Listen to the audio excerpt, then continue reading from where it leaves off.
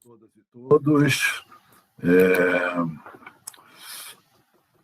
Prazer estar aqui com vocês. A ideia aqui é fazer uma conversa sobre a relação entre plano diretor e plano estratégico. É que eu sugeri, já que ao Fabrício, coordenador desses encontros, que já que se ia discutir plano diretor, seria interessante dar uma perspectiva histórica e colocar o plano diretor numa determinada posição na trajetória das experiências de planejamento da cidade capitalista. Então, eu vou rapidamente apresentar um roteiro do que eu pretendo falar. O tempo não é muito, então vou tentar fazer uma passagem rápida sobre as origens do planejamento urbano, pensar um pouco o nascimento do planejamento moderno e qual é o lugar que os planos diretores vão ocupar nesse modelo de planejamento, falar um pouco da crise do planejamento moderno, que está associada à crise do estado do bem-estar social, do taylorismo, fordismo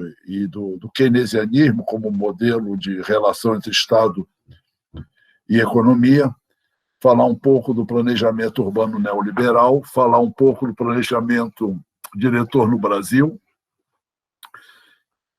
e tentar ter uma discussão um pouco sobre a possibilidade, sobre as relações entre plano popular e plano diretor, e depois fazer uma discussão mais política sobre a revisão do plano diretor do Rio de Janeiro e abrir para o debate. Então, vou começar com um texto que eu gosto muito. É frequente a pobreza morar em vielas escondidas, muito perto dos palácios dos ricos, mas, em geral, designaram-lhe um lugar à parte, onde, ao abrigo dos olhares das classes mais felizes, tem de se safar sozinha, melhor ou pior. Estes bairros de má reputação são organizados mais ou menos da mesma maneira. As piores casas na parte mais feia da cidade. A maior parte das vezes são construções de 2 andares ou de um só, quase sempre irregularmente construídas. Essas pequenas casas constituem as habitações da classe trabalhadora. Habitualmente, as próprias ruas não são planas nem pavimentadas, são sujas, cheias de detritos vegetais e animais, sem esgotos nem canais de escoamento. E continua. O bairro fica no meio da parte mais populosa da cidade, rodeado de ruas largas e luminosas, onde circula gente bem. Um amontoado de casas de 3 ou 4 andares, construídas sem plano, com ruas tortuosas, estreitas e sujas, onde reina uma animação tão intensa como nas ruas que atravessam a cidade. A diferença é que nesse bairro só se vêem trabalhadores. O mercado é nas ruas, cestos de legumes e de frutas, todos naturalmente de má qualidade. As casas são habitadas dos porões aos telhados. Piores são os alojamentos dos pátios e vielas transversais, onde a sujeira e a ruína ultrapassam a imaginação. Não se vê um único vidro inteiro, as paredes estão leprosas, os batentes das portas e os caixilhos das janelas estão quebrados ou descolados. As portas, quando as há, são feitas de pranchas velhas pregadas juntas. Aqui mesmo, neste bairro de ladrões, as portas são inúteis porque não há nada a roubar. Aqui algumas fotos desses bairros populares.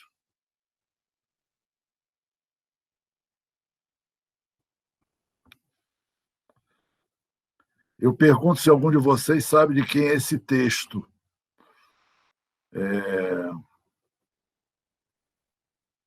Alguém sabe?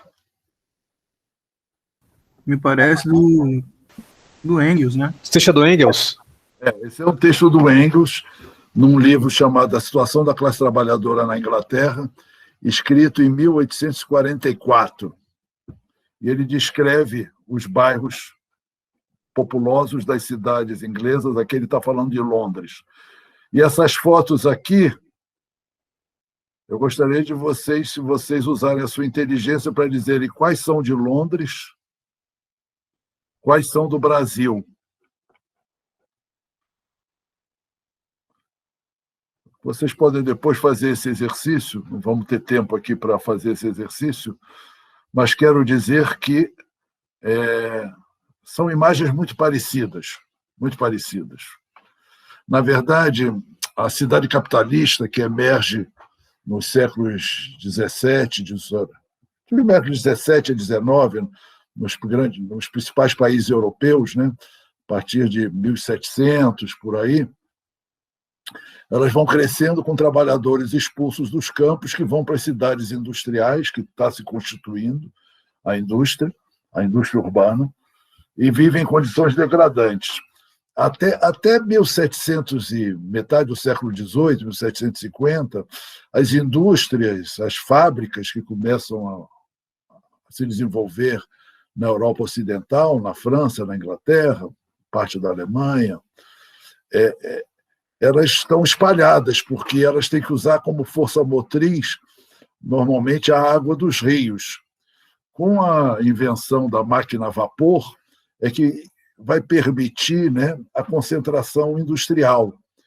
E aí vão começar a surgir as verdadeiras primeiras cidades industriais que vão atrair grande população, né, porque aí se instaura o mercado de trabalho, os trabalhadores despossuídos do campo, o processo chamado de fechamento dos campos, onde os camponeses perdem suas terras, o controle de suas terras, ou para grandes camponeses que se enriquecem, ou para ex-senhores feudais, né? Então, essa massa de humanos, seres humanos, que sai dos campos e que se concentra progressivamente nas cidades industriais, vão dar origem ao nascimento, vamos dizer assim, da cidade moderna, da cidade capitalista. E essa acumulação de milhares, centenas de milhares de trabalhadores, coisa nunca antes vista na história humana, houve cidades grandes, de fato, a Roma antiga chegou a ter 500, 600, alguns falam em 1 milhão de habitantes, mas tirando essa exceção, né, nunca houve uma concentração tão grande de população e de população trabalhadora num único espaço socioterritorial, que são essas novas grandes cidades. E elas propiciam essa concentração de trabalhadores, essas concentrações, a propagação de doenças, né, e também a propagação da agitação política e social, né, a concentração de grandes massas de trabalhadores, inclusive na visão do Marx. Essas cidades seriam o celeiro, né, onde nasceria, celeiro não, digamos, a sementeira, né, de onde nasceria a Revolução Social, porque aí a classe trabalhadora se concentrava e se encontrava vendo que era uma classe que vivia mais ou menos as mesmas condições, e por isso propiciaria a criação da consciência de classe e da luta de classes. E as classes dominantes, a burguesia, vai enfrentar, então, 2 desafios. De um lado, é necessário controlar as epidemias, que a gente está vendo uma experiência agora, embora elas sejam diferenciadas, atingem de maneira diferenciada os grupos sociais que vivem em bairros, em situações mais salubres, e aqueles que vivem em situações mais insalubres. De qualquer maneira, as epidemias atravessam as fronteiras sociais e atingem também os grupos dominantes. E muitas vezes têm efeitos sobre o próprio processo produtivo, reduzindo a oferta de trabalhadores. Então, se coloca um desafio que é duplo, que é colocar uma certa ordem nessa cidade burguesa capitalista, ordem que envolve a criação de uma ordem sanitária que controle a difusão das epidemias, das doenças, e também uma ordem que coloque em ordem a classe trabalhadora. É necessário, digamos assim, criar um espaço novo que impeça aquela promiscuidade, aquela proximidade doentia e, ao mesmo tempo, politicamente perigosa. E por isso que eu falo, colocar ordem na cidade burguesa, colocar em ordem a classe trabalhadora e também colocar as epidemias. E aí começam a surgir as primeiras propostas de ordenamento dessa cidade. Em grande parte, esse ordenamento vai ser conduzido segundo uma perspectiva que passou a ser chamada de higienista, quer dizer, trata-se de colocar ordem na cidade de maneira a ter maior capacidade de controle do território urbano, né, quando esses espaços são atingidos por pestes, por doenças, etc., para poder, de alguma maneira, controlar a disseminação e o contágio, que se faz pela proximidade, pela contiguidade, pelo adensamento excessivo. E essa ordem também tem a ver com a constituição de espaços habitacionais e de vida minimamente organizados para acolher essa nova classe, que é a classe trabalhadora moderna, submetida ao capital. E trata-se também, nesse primeiro investida sobre esse espaço em construção, que é o espaço em construção da cidade burguesa capitalista, de romper com os limites que eram herdados das velhas cidades da Idade Média. Cidades, muitas vezes, com ruas tortuosas, cidades cercadas, né? O crescimento das cidades vai fazer com que os muros herdados da Idade Média fossem ultrapassados pela nova cidade. E é necessário também, com o avanço do mercado, da produção mercantil, da circulação de mercadorias, criar vias de circulação onde pessoas e mercadorias possam circular. Então, tudo isso vai envolver um investimento de ordenamento e organização desse espaço urbano onde se misturavam as heranças da Cidade Média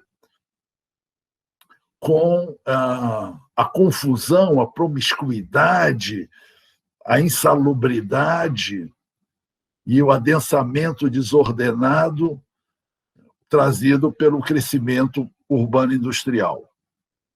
Aqui alguns exemplos, a gente não é um curso sobre planejamento no geral, mas alguns exemplos, mas eu gosto muito desse exemplo que é da Cidade Jardim, quer dizer, trata-se, portanto, de ordenar essa cidade organizando espaços onde a classe trabalhadora seja, vamos dizer assim, acolhida e assentada de maneira minimamente organizada. E aí é uma série de imaginações criativas. O Ebenezer Hauer, um urbanista, quer dizer, que se constituiu num planejador urbano, não é que tivesse essa formação, e vai propor a chamada cidade-jardim. Nenhuma cidade poderia ultrapassar mais de 30 ou 40 mil habitantes. Vocês veem que é tudo muito simétrico no modelo que ele faz. Então, você teria um espaço agrícola, um espaço industrial, as moradias organizando esse espaço das cidades, né? A cidade, a área urbana, a área rural e o espaço de mediação. Eu estou indicando aqui com o cursor essa coisa, né? Os três magnetos, a cidade, o campo e o espaço de intermediação. E aqui, em cada núcleo desses, você teria, então, um ordenamento de vários agrupamentos de 30, 40 mil habitantes que estariam articulados. Esse é um modelo, entre tantos outros, que surgem nesse momento. Eu vou dar um exemplo aqui da cidade de Paris, que passou por uma grande reforma nos anos 50 e 60 do século XIX. E aqui a gente vai ver um pouco do lado esquerdo, né, a cidade de Paris antes da reforma, e aqui antes da reforma, e aqui do lado aqui a gente vê a cidade de Paris pós-reforma. É nessa reforma do Barão Haussmann que vai se constituir o esqueleto da cidade de Paris ainda hoje, que são os grandes bulevares de circulação para a circulação de bens, de mercadorias e também de população. E também, é bom não esquecer, no caso de Paris, era uma maneira de também assegurar a passagem de tropas e equipamentos militares para poder contrarrestar os levantes revolucionários que eram comuns em Paris e aconteciam a cada 30, 40 anos. O Rio de Janeiro tem uma reforma parecida e que se inspira, num certo sentido, na reforma de Haussmann em Paris. Tanto que um texto clássico é a Reforma Pereira Passos, no início do século XX. O livro clássico sobre essa reforma é do Jaime Benchimol, foi uma dissertação de mestrado no IPUR, que se chama Pereira Passos, um Haussmann tropical. Justamente, ele vai fazer a exemplo do que Haussmann fez, que foi rasgar o velho centro de Paris para instaurar esses grandes bulevares.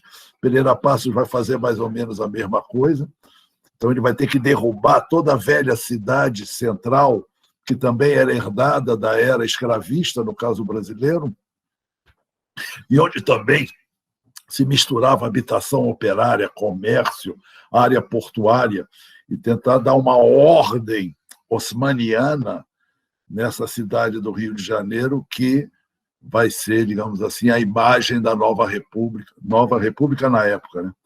Da república que substitui o império, e é nesse período que são destruídas todos não, mas grande parte das habitações populares, os cortiços que ocupavam boa parte da área central, os velhos trapiches do porto. É o período também de construção do novo porto, que hoje também está sendo reconquistado pelo capital.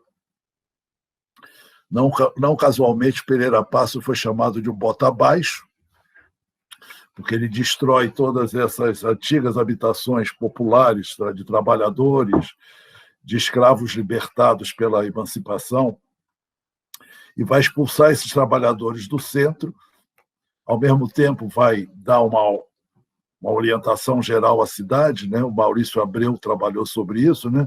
Porque vai abrir os caminhos para as praias oceânicas, que antigamente estavam fora da cidade, e já numa primeira experiência de associação entre crescimento urbano, especulação imobiliária e grandes empreiteiras, a Light vai estender, simultaneamente vai levar os trilhos do bonde até Copacabana e lucrar muito também com a especulação imobiliária na proximidade. Nesse momento, então, se instaura, como em Paris, na época de Haussmann, onde vai se instaurar a separação entre o centro de Paris e a periferia proletária. Aqui nós vamos assistir, então, essa separação do centro, a criação de uma zona sul e a progressiva favelização e periferização dos pobres. Então, é uma reforma desse tipo, né, com grande presença dos sanitaristas, né? Não esqueçamos que essa Pereira Passos também argumenta nessa reforma na luta contra a febre amarela, e é a dupla Pereira Passos e Oswaldo Cruz que vai levar essa reforma desse período, a chamada reforma da vacina, não apenas por causa da vacina, mas por causa dos protestos contra as remoções forçadas que marcaram essa época. Até 1929, vige no pensamento dominante, na maneira de conduzir as relações entre Estado e sociedade, o que a gente pode chamar de uma visão liberal. O Estado não intervém praticamente. Chama atenção para o nosso assunto que, embora o Estado fosse liberal e praticamente não interviesse sobre a vida econômica e social, né, a não ser na questão da repressão à classe trabalhadora, que aí ele era bastante interventor, as cidades constituem uma espécie de exceção, né, onde o Estado intervinha. né? Isso vale para os países centrais, né? Nessa forma de intervenção que eu me referi rapidamente, mas isso vale também para o caso brasileiro, né? Numa economia, numa sociedade, num Estado liberais, as cidades foram alvo de grandes intervenções. Sucede, então, a crise de 1929. Essa grande crise, a gente não vai ter tempo de desenvolver muito, mas ela coloca em xeque justamente a crença, o dogma de que o mercado capitalista funciona por ele mesmo, não é? E que a intervenção do Estado é desnecessária, a não ser para garantir o funcionamento das regras de mercado. Quer dizer, o Estado opera mais como um anel de proteção para que o mercado funcione livremente. E a crise de 29 vai mostrar que o livre funcionamento do mercado leva a uma grande crise. E emerge como dominante progressivamente o pensamento de um economista inglês, John Maynard Keynes. O Keynes já teorizava sobre essa questão um pouco antes, e ele vai definir uma teorização, tem uma base teórica e uma análise com propostas de organização da intervenção do Estado, segundo a qual, deixado ao seu livre funcionamento, o capitalismo, o mercado capitalista, engendra crises necessariamente. E que, para evitar essas crises, amenizar essas crises, o Estado deve intervir na economia de modo a organizar o mercado, regular o mercado e promover, através de intervenções de Estado, ações, práticas, políticas na direção da garantia do emprego, na garantia da renda, etc. Tal, já que, deixado ao livre funcionamento do mercado, das regras de mercado, a crise era inevitável. A verdade é que o pensamento de Keynes começa a ganhar força logo depois da crise de 29, mas vai haver a Segunda Guerra Mundial e, na verdade, então, o pensamento de Keynes vai se impor como modelo quase universal para os estados capitalistas.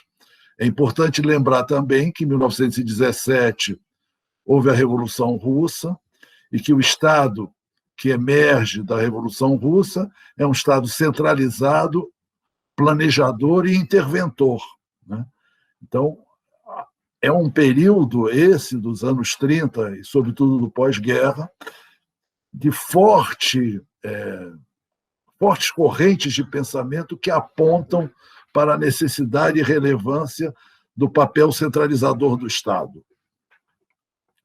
Isso vai ter consequências também na cidade, né? Se o Estado deve intervir na economia, nas relações entre sociedade e mercado, com ainda mais razões, o Estado deve intervir na organização e dinâmica da cidade, para organizar o desenvolvimento capitalista da cidade capitalista.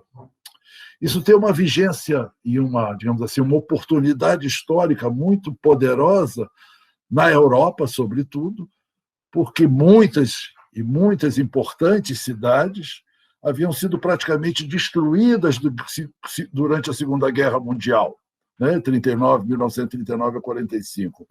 E, portanto, se coloca o desafio da reconstrução dessas cidades, né? E essa reconstrução não pode seguir as regras do mercado, era uma reconstrução planejada. E é um momento, historicamente determinado pela emergência da dominação do pensamento keynesiano, da convicção que se dissemina entre os grupos dominantes das sociedades capitalistas, da importância do papel interventor e planejador do Estado, com a circunstância da reconstrução planejada das cidades. É bom lembrar que o Banco Mundial nasce, por exemplo, como banco para a reconstrução da Europa. Essa era a tarefa principal do Banco Mundial, quando ele emerge dos acordos que são feitos nesse período, onde nasce o FMI, Fundo Monetário Internacional, onde nasce o Banco Mundial e a estrutura de organização internacional do capitalismo sob a hegemonia do pensamento keynesiano. O Keynes participou das conferências que deram origem ao Banco Mundial, ao FMI. Portanto, nesse momento histórico singular, emerge esse modelo, e vou chamar de modelo, o modelo do plano diretor, com a ideia do zoneamento e do controle da cidade pelo Estado. Evidentemente, esse controle da cidade pelo Estado se faz em nome do interesse social, o Estado como um grande representante do interesse social, mas, na verdade, é um planejamento urbano que segue, que busca projetar um espaço urbano que atenda às necessidades do processo de acumulação do capital e que, portanto, deve assegurar a circulação das mercadorias, a circulação das pessoas, e os planos diretores, com a lógica do zoneamento, que é um instrumento central dos planos diretores. Eu tenho a impressão que os primeiros zoneamentos, estritamente falando, nascem na Alemanha, vão começar a se impor. Quais são as características centrais desses planos diretores, a gente pode dizer, dos planos diretores de modo geral, como modelo?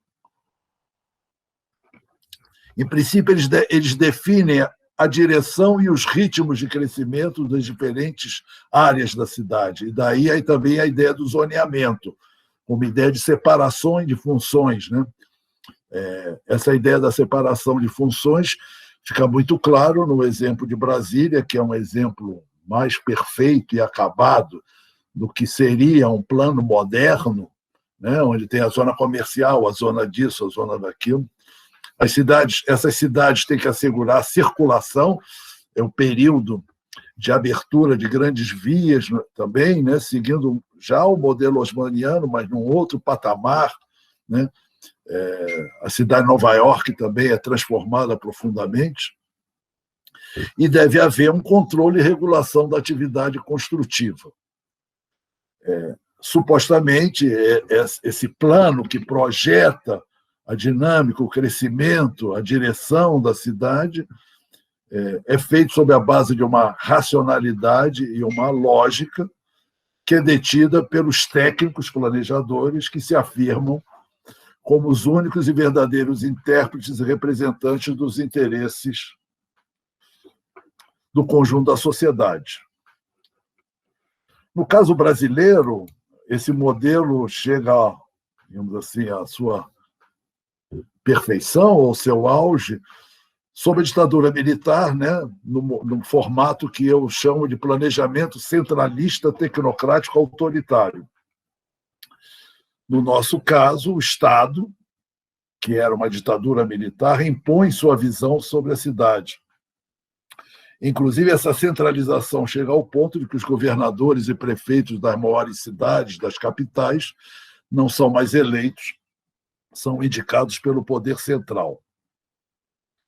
No caso brasileiro, nós sabemos, o pós-guerra, as décadas de 50, 60, sobretudo, mas também 70 do século passado, conheceram um acelerado crescimento urbano. E, então, é desse período que se acentua, não é que nasce, a favelização e periferização das classes trabalhadoras. Nós vemos que os primeiros passos nessa direção vêm da reforma Pereira Passos, e nesse período da ditadura o Banco Nacional de Habitação vai concentrar grande parte dos investimentos na produção de moradias, embora vá direcionar isso sobretudo para as camadas médias e altas. O desembarque dos planos diretores no Brasil são, num certo sentido, anteriores à ditadura, né? O concurso para o Plano Piloto de Brasília, que é claramente inspirado nos dogmas, dos princípios do planejamento moderno. Em 1965, o Plano Doxíades, também conhecido como Plano Policromático, né? via vermelha, via vermelha, via amarela, né, por causa dessa, por isso, mas que já pensava também as grandes vias de circulação como estruturando a cidade. Aqui à direita a gente vê o Plano de Brasília, né, todo ele quadriculado, racionalizado, etc. Então, e em 1971 o Plano Diretor de Desenvolvimento Integrado do município de São Paulo, que também é bastante marcante como desembarque dos planos diretores no Brasil. Com a progressiva democratização, com a luta pela democratização, nós assistimos o avanço das lutas urbanas na segunda metade da década de 70 e na década de 80. Né? Data do final dos 70 e início dos 80, nascimento do movimento da reforma urbana, que, na realidade, retomava algumas ideias e o próprio nome de movimentos pré-ditadura, né? E o movimento de reforma urbana prega, entre outras coisas, eu diria que duas ideias centrais: a democratização e descentralização do planejamento, né? Um movimento de oposição, forte oposição ao planejamento centralista, tecnocrático, autoritário, e, segundo, a ideia da função social da cidade e da propriedade. A importância dessas lutas urbanas faz-se notar, entre outras coisas, não é, pelo fato de que, durante o período da Assembleia Nacional Constituinte, a emenda popular sobre questão urbana foi a terceira em número de assinaturas. Vieram na frente a emenda popular sobre a questão agrária e a emenda popular sobre a questão do trabalho. Então, questão agrária, trabalho e questão urbana, o que mostra a força desses movimentos e de suas reivindicações naquele momento de transição da ditadura para a democracia.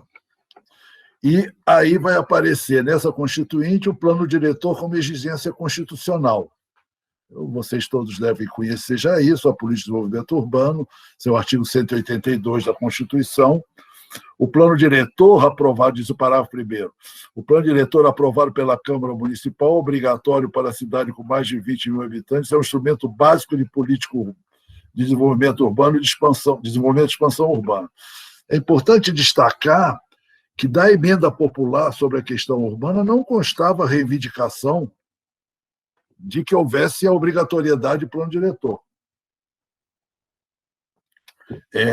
Constavam reivindicações relativas à consolidação e à garantia da moradia das populações faveladas, questões relativas à democratização, mas não de plano diretor. Até hoje não se sabe muito bem como apareceu o plano diretor na Constituinte e na Constituição. Alguns sugerem que foi o lobby dos arquitetos que conseguiu colocar isso, mas eu não assino embaixo. É possível, mas não é certo. E a Constituição de 88, e isso foi uma coisa que estava na emenda popular, cumpre sua função social quando atende às exigências fundamentais de ordenação da cidade expressas no plano diretor. E aí a questão, essa daqui, parágrafo 3º, é uma vitória da direita, ou seja, só se pode desapropriar imóveis urbanos com prévia e justa indenização em dinheiro e não em títulos da dívida pública. E aí vai o que a Constituição estabeleceu. O que é curioso e importante é de que a nossa Constituição de 88 é promulgada quando o pensamento keynesiano, estatista, planejador do Estado interventor já estava em crise no mundo inteiro. Desde o início da década, Thatcher na Inglaterra, Reagan nos Estados Unidos avançavam com a perspectiva neoliberal, que tinha como foco da crítica exatamente o Estado keynesiano. A crise do Estado keynesiano vem desde o final dos anos 60, início dos anos 70, com a queda nas taxas de lucro, baixo ritmo de crescimento nas economias centrais e uma série de mudanças tecnológicas, que eu não posso aprofundar, que anunciam a crise do modo dominante de organização da produção, a que se chamou de taylorismo-fordismo. Na verdade, é uma reconstituição do chão das fábricas, das usinas, com as novas tecnologias e com o início da automação. e avança o pensamento neoliberal, com Thatcher, que comandou a Inglaterra de 79 a 90, e Reagan, que comandou os Estados Unidos de 81 a 89. E há, digamos assim, esse ponto fora da linha, que é a experiência pioneira neoliberal no Chile de Pinochet. O pensamento neoliberal, para passar rapidamente sobre os seus fundamentos, né, está consolidado no que se chamou de Consenso de Washington. Liberalização das trocas internacionais, abertura das fronteiras, liberalização da circulação de capitais, liberdade de investimentos estrangeiros, desregulamentação da economia, livre mercado, redução do Estado de sua intervenção na economia e privatização das empresas estatais e dos recursos naturais. Esses são, digamos assim, os mandamentos do pensamento neoliberal. E, evidentemente, assim como o keynesianismo teve repercussões no tratamento, na relação entre Estado e cidade, também o avanço do pensamento neoliberal vai definir aquilo que nós podemos chamar de um neoliberalismo urbano. Quer dizer, como é que o neoliberalismo se projeta sobre o espaço urbano? Ele começa, no pensamento neoliberal, fazendo uma profunda crítica ao planejamento moderno, à intervenção do Estado, à pretensão regulacionista, né, e de controle da dinâmica e do ritmo e das formas do crescimento urbano. Ele propõe que o Estado deve tirar, assim como o conjunto da economia, o Estado deve tirar as mãos da economia, o Estado deve tirar as mãos da cidade e assegurar e respeitar o livre funcionamento dos mercados e dos capitais urbanos. Eles criticam e propõem o abandono dos planos diretores, porque os planos diretores, na visão neoliberal urbana, são rígidos, bloqueiam o livre desenvolvimento da economia urbana, restringem a liberdade do capital nas cidades e são autoritários e tecnocráticos. Na visão que começa a se impor nesse momento, as cidades devem funcionar como empresas competitivas e não como uma burocracia tecnocrática rígida. E esse funcionamento das cidades como empresas competitivas leva à adoção progressivamente do chamado planejamento estratégico, que é um modelo de planejamento que rejeita a formas rígidas, organizadas, e que nasceu na Escola de Negócios de Harvard para orientar o planejamento empresarial das grandes corporações. O planejamento estratégico, digamos assim, contrabandeado do mundo das empresas e das grandes corporações para o mundo urbano, vai propor justamente cidades competitivas, flexíveis, capazes de se adaptar ao mercado. E essa competitividade e flexibilidade aparece e emerge nas chamadas parcerias público-privadas, nas operações urbanas, onde toda uma legislação de exceção, casuística, feita ad hoc, né, como falou o François Cher, um urbanista francês, chamou de urbanismo ad hoc, quer dizer, ao invés de regras gerais que enquadram o conjunto da cidade, soluções caso a caso, e daí essa ideia da operação urbana. Ao invés de um planejamento compreensivo, integrado, uma visão de conjunto da cidade, uma solução caso a caso, operação a operação, adequando a cidade às necessidades e aos interesses segmentados de diferentes frações do capital. E as parcerias público-privadas executam isso do ponto de vista do poder, quer dizer, nas parcerias público-privadas não é a lei geral do plano que define o que pode se fazer, é o que eu chamei de democracia direta do capital. E agora, José, o planejamento centralista tecnocrático autoritário estava na berlinda, ou melhor, no banco dos réus. De um lado, à esquerda, os movimentos populares e democráticos criticam a falta de democracia, a arrogância dos técnicos e querem participação. E os neoliberais, e eu estou falando aqui no Brasil do embate que se dá ao longo dos anos 90, os neoliberais criticam o excesso de regulação, o intervencionismo estatal, também criticam a arrogância dos técnicos. Eles querem flexibilidade e liberdade para fazer da cidade um grande negócio. é o que os estrategistas militares chamariam de um ataque em pinça, né? O planejamento centralista autoritário é atacado pela esquerda, porque é centralista e autoritário. E as pessoas querem uma cidade democrática onde participem das decisões. Mas ele é atacado pela direita também, que criticam o excesso de regulação, e eles não reivindicam a democratização da cidade, né? Nem a colocação da cidade sob a direção da sociedade. Eles reivindicam a mercantilização da cidade e a colocação da cidade sob o tacão do mercado. Esse é o embate que vai se travar. E os planos diretores que se constituem, se vocês forem ler, ou melhor, os planos estratégicos que se elaboram nesse período, inclusive no Rio de Janeiro, nos anos 90, no mandato de César Maia, eles criticam abertamente os planos diretores. Toda a teorização, toda a literatura dos planos estratégicos, a defesa dos planos estratégicos, que na América Latina e no Brasil chegaram muito por via dos catalães, que trouxeram o modelo de Barcelona, né? Inclusive são consultores catalães que vão assessorar e dar consultoria ao primeiro plano estratégico do Rio de Janeiro, que foi o primeiro da América Latina, né?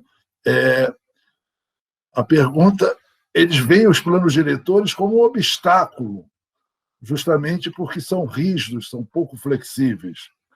Em algumas cidades, no entanto, os planos diretores, inclusive, no caso brasileiro, inclusive por causa da exigência constitucional, devem ser elaborados.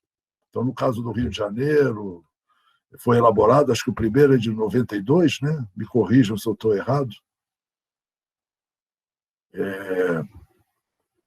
Já nesse marco da Constituição de 88. E em algumas cidades houve mobilização e participação a fim de tentar impor nestes planos diretores a perspectiva popular, democratizante da cidade como tendo a cumprir, a cidade e a propriedade urbana tendo a cumprir uma função social. Mas o grande capital corporativo, progressivamente financiarizado, né? O grande capital imobiliário, que nesse momento também passa por uma transição dos velhos promotores empresariais para o grande capital corporativo, financeiro, imobiliário, né? Ele estava apostando já em outra mesa do jogo, ele não estava mais apostando nos planos diretores, ele estava apostando nos planos estratégicos, ele estava apostando nas legislações de exceção, nas parcerias público-privadas, nas operações urbanas consorciadas.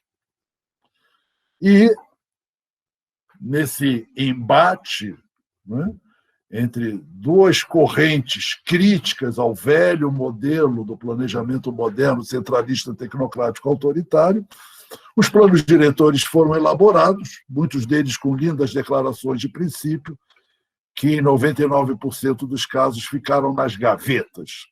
E o que avançou nas nossas cidades foi a mercantilização das cidades, as parcerias público-privadas, as operações urbanas consorciadas, as leis de exceção. Eu gosto de chamar a atenção para essas operações consorciadas. Agora mesmo se comemoraram os 30 anos do Estatuto da Cidade. Eu sempre fui muito desconfiado do Estatuto da Cidade, porque, embora ele tivesse uma série de declarações, etc., ele tinha também ali metido nele o artigo 32, que diz o que é uma operação urbana consorciada. Eu acho importante o parágrafo 1º. Considera-se operação urbana consorciada o conjunto de intervenções e medidas coordenadas pelo poder público municipal. Parágrafo 2º. Poderão ser previstas nas operações urbanas consorciadas, entre outras medidas, a modificação de índice e características de parcelamento, uso e ocupação do solo e subsolo. E 2, a regularização das construções, reformas ou ampliações executadas em desacordo com a legislação vigente. Ou seja, de fato, o item 1 e o item 2 dizem que o plano diretor não vale, porque é possível modificar os parâmetros do plano diretor E mais, é possível legalizar aquilo que foi feito contra ou violando os parâmetros do plano diretor. Ou seja, o plano diretor morreu aqui nesse artigo 32. Eles continuam sendo feitos, mas o que vale são as legislações específicas que geram os espaços e as operações urbanas consorciadas. O que vale na realidade de nossas cidades são as parcerias público-privadas, a flexibilidade, as isenções urbanísticas, como eu chamo, e um exemplo, se é para a gente pegar um exemplo recente, conhecido de todos, está aí o Reviver Centro. Enquanto um monte de movimentos e organizações estão indo às reuniões da prefeitura para discutir plano diretor, eles estão fazendo a operação urbana do centro. Isso é que importa, isso é que é relevante, isso é que domina as nossas cidades hoje. E a pergunta que fica é, nessas circunstâncias, em que medida o plano diretor é hoje um campo de batalha relevante? É em torno do plano diretor que os movimentos populares, as organizações da sociedade civil devem se mobilizar? São essas as lutas que podem levar ao avanço da luta e da unidade popular, à busca de uma cidade justa, igualitária e democrática? Quais são as lutas que, de fato, podem mobilizar? A discussão dos planos diretores, coisa que técnicos quase sempre dominam, porque ele é realmente um instrumento de natureza técnica, que vai ser abandonado, porque o que vale é o Reviver Centro. Agora, o nosso prefeito acaba de lançar um novo plano estratégico, que é um simulacro de plano, mas onde estão definidas os investimentos que serão feitos e onde. Então, eu penso que os planos diretores, assim como caducaram para o grande capital corporativo, financeiro e imobiliário, já se mostraram não constituir um espaço relevante para as lutas populares. Não digo que os movimentos populares, nem que a perspectiva transformadora da cidade deve abdicar da ideia de planejamento. Mas esse planejamento não pode ser feito, a meu ver, nos moldes que emergiu no pós-guerra para reconstruir as cidades capitalistas burguesas dos países centrais e para fazer a reforma urbana das cidades das periferias. Isso daí foi de uma outra etapa do capitalismo, de uma outra etapa do capital e de um outro momento das lutas urbanas. Então, eu acho que as lutas que apontam a possibilidade, a perspectiva de uma transformação urbana não se dão e não se darão nos marcos da institucionalidade tecnocrática herdada do planejamento moderno que domina a concepção e a elaboração de planos diretores, quase nunca, aliás, levados à prática. A pergunta é onde concentrar a energia dos militantes e das organizações e associações populares. Eu acho que nas lutas e nas organizações que dizem respeito à vida cotidiana dessas pessoas, que tem muito pouco a ver com as tecnicalidades que se discutem nas reuniões sobre plano diretor. A revisão do plano diretor, acho que a experiência já mostrou, é uma farsa, se mostrou uma farsa.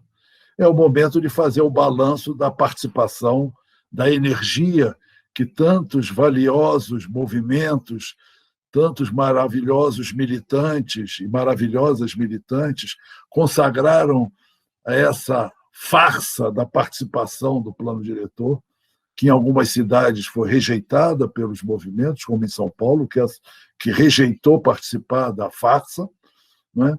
E pensar quais são os caminhos para uma alternativa que articule uma perspectiva de planejamento com uma perspectiva das lutas urbanas. E a minha pergunta, então, é se é possível um plano diretor popular. Eu risco o diretor, porque eu acho que plano diretor está marcado pelo modelo do planejamento moderno capitalista burguês, mas acho que um plano popular para a cidade é possível e necessário. Ele não vai ser um plano diretor, também não vai ser um plano competitivo estratégico. É algo a ser inventado. E ele tem que nascer do cotidiano e das experiências de luta, e não da tecnicalidade dos instrumentos, onde predominam os urbanistas, arquitetos e os advogados. Ele tem que falar a linguagem do povo e não dos técnicos. E ele não se faz de uma hora para outra, não está pronto, ninguém sabe como fazer. Ele tem que ser inventado na prática do debate, da construção e da luta. É algo novo, diferente do que experimentamos. A experiência do Plano Popular da Vila Autódromo dá talvez algumas, e estou terminando, algumas orientações ou algumas linhas que podem nos inspirar. Em primeiro lugar, um plano popular não é feito com participação nos planos de governo. Não é participando de plano de governo que você faz um plano popular. Participando do plano de governo, você faz um plano de governo. O plano popular é feito por iniciativa e sob controle dos movimentos e organizações populares, e não sob o comando do poder. O plano popular é, pelo menos deveria vir a ser, um instrumento de unificação das lutas. Essa é a relevância dele. Não é ter um papel, é que o processo e a dinâmica gerem dinâmicas de práticas de unificação de lutas e anseios. Portanto, ele não se encerra num documento, ele não termina num papel, ele é um processo. Eu diria que o plano popular, ou se a gente pudesse chamar o planejamento popular, é um processo permanente de luta, de construção da unidade de luta, de construção de pontos de convergência, de visões de conjunto sobre a cidade, e não um papel para ir parar nas gavetas dos governos ou dos partidos, mesmo dos partidos progressistas. Por isso mesmo, o plano popular não é uma lista de regras, ele é um plano de ação, ele é um plano de lutas. E seria possível aproveitar o processo de revisão do plano diretor e começar a construir o plano popular da cidade do Rio de Janeiro. Como? Não sei. Vamos aprender a fazer fazendo. Vamos começar com o levantamento de nossos problemas em cada bairro, em cada grupo social. Vamos discutir como enfrentar o racismo na cidade, como enfrentar o machismo e a LGBTfobia, como enfrentar a questão do transporte, da mobilidade pública, da moradia, do saneamento. O movimento popular, as organizações populares têm muita experiência e conhecimento acumulado, e os universitários progressistas podem ajudar. Para concluir, eu lanço a provocação.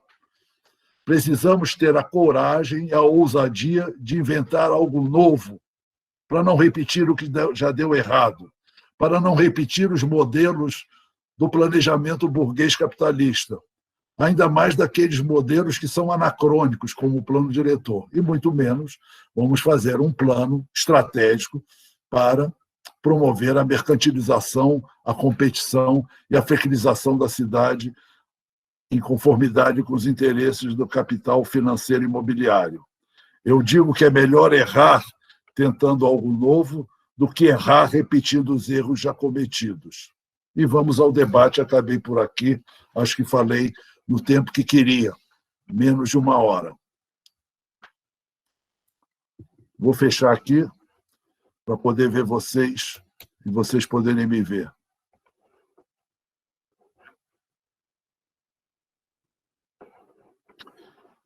Alô? Alô? Tá bem, Fabrício. Você não, eu não. Você, eu te ajudo aqui anotando quem... Passo o comando a você. Tá, pode deixar. Hortência, pode falar. Vamos juntar alguns com 5, aí depois ele responde em bloco. Vamos lá, Hortência. Abrindo aqui. Gente, professor, foi muito instigante aqui. Eu estou refletindo de todas as ponderações. Mas pensei assim, professor, por que abrir mão de uma questão, de uma discussão e de uma luta no plano de elaboração e de do plano diretor, se ele é uma coisa que já tem que cair um pouco no gosto popular, tem um espaço grande na mídia, por que o planejamento popular vai abrir mão da luta dentro do processo do plano diretor, se essa luta pode gerar uma conscientização, um empoderamento? Acho que as duas propostas elas não são necessariamente opostas, porque se o plano popular ele tem um plano de ação, um plano de luta, ele não pode abrir mão da luta no processo de elaboração do plano diretor, ainda que seja para gerar uma consciência política ou um constrangimento do teatro democrático que ali se forma. Então, me parece também que os institutos do plano de bairro e do estudo de impacto de vizinhança são dois institutos presentes no plano diretor que podem também estar fortalecendo esse plano popular. Depois, o plano popular ele dependeria também de uma base de confiáveis estudos técnicos, de dados de monitoramento, e que isso, se fosse elaborado no plano diretor de forma correta, serviria também como elemento e embasamento para o plano popular. Mas eu concordo que ele caducou, todos sabem que o que está no plano diretor não é feito o que não está no plano, que a cidade está entregue aos interesses completamente rendido. Agora eu vejo também que a interferência, como o senhor falou, em toda alteração do plano para atender o interesse do capital, ele acontece em toda a legislação. Essa semana eles alteraram aqui na Bahia, aqui em Salvador, a lei orgânica do município, para dizer que o plano diretor ele não terá discussão na fase na lei orgânica do município, não terá discussão na fase do legislativo, que será apenas uma audiência por prefeitura bairro, e que, enfim, a ideia de cessear a participação. Então, eu não acho que a gente deve, que é uma estratégia de luta para o plano popular, abrir mão de nenhum espaço de discussão, ainda que mínimo. Então, é isso aí. Nesse sentido que eles não se contradizem, não se contrapõem, se somam. Vladimir, vai lá. Opa, boa noite, professor, boa noite a todas e todos. Professor Carlos, está me ouvindo? Sim. Professor Carlos, assim, no conjunto do que o senhor colocou, a minha pergunta vai mais no sentido de que assim, nós temos, como a colega colocou, um fato consumado, né? Que, de certa maneira, hoje, muito mais distante a percepção disso, mas, como o senhor pontuou, é fruto de uma conquista. Enfim, a sociedade se mobilizou dentro de um contexto de transformação política, de reivindicações democráticas, né, e se conseguiu um instrumento, né, de certa forma, com alguns pontos cegos, né, onde a gente não pode até hoje entender de fato quais foram os conteúdos políticos, porque era o processo da Constituinte, né? Foi aquela grande festa de conjunto de reivindicações. Mas hoje, de fato, nós temos o plano diretor como um instrumento que, como o senhor colocou, caduco, que precisa de passar por uma transformação no seu conjunto, né? Mas aí eu pergunto, até um pouco pelo que a colega colocou, será que o fato de que nós estamos, aí é uma pergunta para o senhor, nesse quadro de dissociação entre um instrumento normativo, instrumental, enfim, e uma realidade da população política, de suas lideranças, de certa forma, parte desse processo. Isso não seria fruto do nosso distanciamento das verdadeiras lutas que precisariam ser travadas? Ou seja, nós, de certa forma, nos deixamos levar pelo normatismo tecnológico e paramos, estancamos nesse processo da reivindicação contínua. E aí, completando essa pergunta, que é o que o senhor aponta como um plano popular, será que no caminho para essa transformação, caso eu seja correto, a transformação não deve se dar nas próprias direções, nas próprias lideranças, com um debate político efetivo do que efetivamente é preciso ser feito, e não apenas a apropriação do que está aí? Ou seja, a transformação não é um castelo de cartas que precisa ser destruído para construir de uma outra forma, sobre outras bases, sobre outras análises. E aí estendo a pergunta, qual é o papel da academia nesse processo?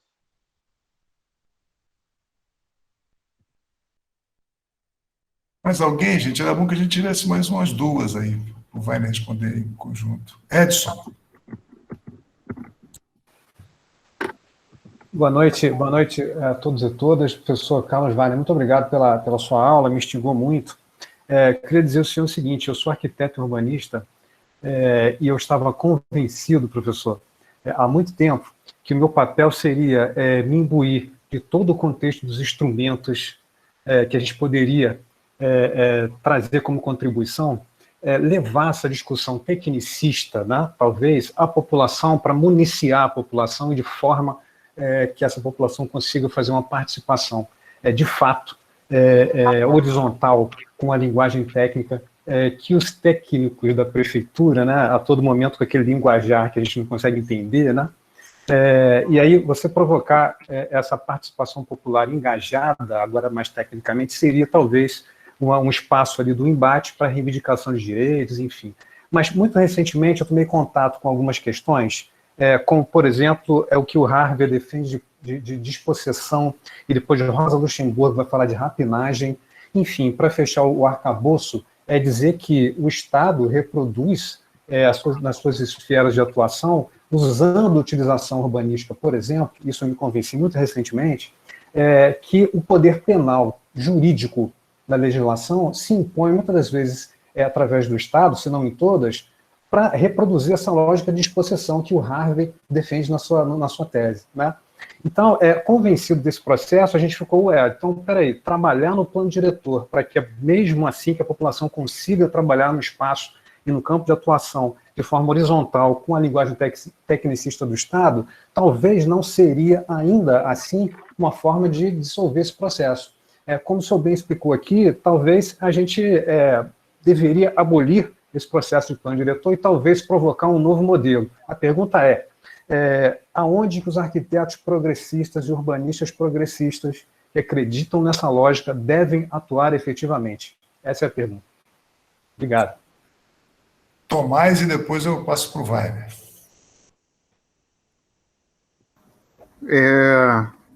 Bom, obrigado pela aula, professor Carlos. Bem, eu estava aqui um pouco pensando como meus colegas, os últimos, né, Vladimir, o Edson, se o plano diretor, ele, de alguma forma, né, tem sido, assim, tem revelado fraturas, ou tem revelado, assim, modos de ser ultrapassado, né, de forma escusa, será que talvez isso não aponte por uma direção de que essa seja uma maneira menos interessante, né, deixar de pensar um tanto pelo Estado, né, por essa totalidade tão grande, e pensar, de repente, por grupos menores, né, ao invés de, ou até ações individuais, né, o poder que tem essas duas linhas de ações, mesmo porque hoje a gente tem, mais do que nunca, né, com o presidente que está aí governando o nosso país, a gente está vendo como que a Constituição ela pode ser usada de maneiras assim, arbitrárias, às vezes, né? Tem brechas que quem souber usar pode usar contra o próprio Estado, né? E, enfim, essas brechas, será que poderiam ser também usadas para se insurgir outras formas de planejamento? É um pouco isso, assim. Vai? Sim. Bom, agradeço vocês que aceitaram a minha provocação, porque eu vim aqui mesmo para provocar. Inclusive porque eu sei que muitos de vocês, talvez a maioria, estão engajados em discussões de plano diretor. E a minha interpelação, de uma maneira ou de outra, diz, gente, vocês estão perdendo tempo, energia. Então, eu vim aqui para provocar mesmo. Isso não quer dizer que eu tenho resposta para todas as perguntas de vocês. Tá ok? Então, nós estamos num diálogo no qual eu me sinto à vontade para interpelar vocês, como quero deixar vocês perfeitamente à vontade para me interpelar. Tá certo? Então, estamos aqui. Esse é o primeiro, digamos assim, o registro. Então, eu só posso dizer, já que a Hortência já respondeu e interpelou, que parece que eu atingi o meu objetivo, provocá-los. Então, eu vou retomar a questão e também fazer algumas considerações sobre algumas perguntas particulares. Vladimir, não vou fazer pela ordem, porque, Vladimir, não é verdade que o plano diretor é uma conquista. Eu fiz questão de destacar que na emenda popular, que foi a terceira mais subscrita, da Assembleia Nacional Constituinte de 87, 88, não constava a proposta de plano diretor. Não era uma reivindicação do movimento de reforma urbana. Não era uma reivindicação dos movimentos urbanos a elaboração de plano diretor. A função social da propriedade, sim. A democratização do controle da cidade, sim. E uma série infinita de outras questões. O uso capial urbano, sim. Tá certo? A gente pode retomar essa emenda, e valeria a pena, talvez, para ver quais eram as reivindicações e o que saiu na Constituição. O que saiu na Constituição deu, vamos dizer assim, uma resposta positiva à questão da função social da propriedade em termos legais, tá? Em termos constitucionais. E a questão do uso capião urbano. Mas deu vitória à direita na questão da desapropriação com prévia indenização em dinheiro e deu uma vitória que a gente não sabe a quem, dizendo que tinha que fazer plano diretor. Eu digo que eu não sei a quem, porque eu não sei quem é que colocou esse jabuti no artigo 182, porque não constava da proposta popular. Então, dizer que foi uma conquista é problemático. Eu tentei traçar aqui a história do planejamento muito rapidamente, para dizer que o plano diretor, na verdade, é um instrumento de um modelo de planejamento que emerge num determinado contexto do desenvolvimento do capitalismo, na relação entre Estado e sociedade e economia, e entre Estado e mercado. Não há por que considerar o Keynes um líder popular e que a intervenção do Estado, em princípio, é popular. A ditadura militar usou o Estado de maneira abusiva e não tem nada de popular. Então, o fato de ser do Estado não quer dizer que é popular.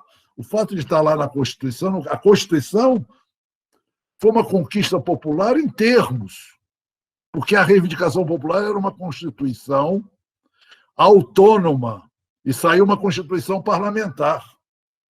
Ou seja, a proposta de Constituição que saiu colocou a própria Constituição sob uma maioria com a presença das velhas oligarquias. Era um Congresso conservador. Para que se saiba quão conservador era, eu lembro a vocês, ou informo aqueles que não sabem, que o Partido dos Trabalhadores se absteve na votação da Constituição porque julgava-a conservadora, muito distante das reivindicações populares no processo de democratização. Porque, afinal, a nossa democratização, vamos combinar, foi uma democratização truncada, feita por cima, sob o controle do regime militar, e aí está o entulho autoritário, a Lei de Segurança Nacional, a militarização das polícias militares, as estruturas agrárias e fundiárias que foram mantidas intocadas e tudo mais. Não vou avançar nesse ponto, mas é importante lembrar que está longe de ter sido uma conquista. Houve algumas conquistas e houve derrotas. E o processo como um todo se saldou por uma democracia frágil. Não vou ficar qualificando a nossa democracia. Não estou falando nem do ponto de vista social, estou falando do ponto de vista político. E não é à toa que esse chamado entulho autoritário se mostrou, na verdade, uma estufa onde as sementes plantadas pelo autoritarismo militar sobreviveram e estavam ali prontas a explodir, como explodiram agora, nesses últimos anos. Então, considerar plano diretor uma conquista, eu acho difícil. É possível, e eu reconheço, que no imediato pós-constituinte, no início dos anos 90, como eu falei, movimentos sociais urbanos, organizações populares urbanas participaram, apostaram e participaram dos processos de elaboração de planos diretores e conseguiram, em alguns casos, incluir, inclusive no caso do Rio de Janeiro, a declaração de adesão a algumas de suas propostas. Mas foi uma vitória de espirro, porque não teve consequências. Logo depois veio o plano estratégico da cidade do Rio de Janeiro. Onde é que está a Copa do Mundo, as Olimpíadas no plano diretor da cidade, a remoção de 100 mil pessoas forçadas na cidade do Rio de Janeiro? Então, é necessário inserir isso numa perspectiva histórica, que não é simples, e não é... Eu não estou... Acho que é necessário ir mais fundo do que eu fui. Eu fiz uma passagem rápida sobre esses vários processos, houve vários momentos, né? Houve um momento de criação do Ministério das Cidades, uma coisa importante, embora eu pessoalmente achava que não devia separar o Ministério das Cidades do Ministério do Desenvolvimento Regional. Mas a gente sabe também que o Olívio Dutra foi defenestrado para que assumisse o Ministério das Cidades alguém indicado pelo Severino dos Anões, presidente da Câmara naquele momento. Entendeu? E até hoje continua sendo um instrumento fundamental de reprodução das relações de patronagem-clientela que alimentam os centrões da vida. Não esqueçamos que os centrões da vida navegaram de Collor a FHC, de FHC a Lula, de Lula a Dilma. O Romero Jucá foi líder do governo no governo FHC, no governo Lula, no governo Dilma e ministro do Temer. Não vou falar do Sarney, tutti quanti, né? Toda essa turma que está aí agora sustentando o governo Bolsonaro. Então, a nossa transição democrática foi truncada, incompleta, e nós pagamos um custo, porque tem uma herança maldita dessa transição e a forma como ela foi feita.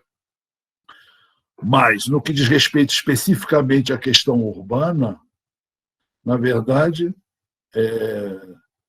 nós vimos, naquele embate entre a crítica de esquerda ao planejamento centralista tecnocrático autoritário, que era a nossa, e a crítica da direita ao planejamento centralista tecnocrático, que era neoliberal, nós assistimos nos anos 90 e 2000 a vitória progressiva, inexorável, do pensamento neoliberal se impondo nas cidades, inclusive em cidades governadas por coalizões da qual participaram partidos considerados progressistas.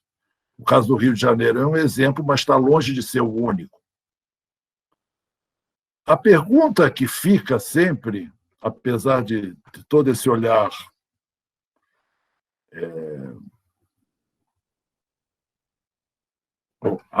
uma das perguntas que fica é trazida pela Hortência. Mas, afinal de contas, não tem no plano diretor coisas que são boas e que podiam ajudar a gente? Você generoso e flexível, está na moda a flexibilidade. Vamos dizer que tenha.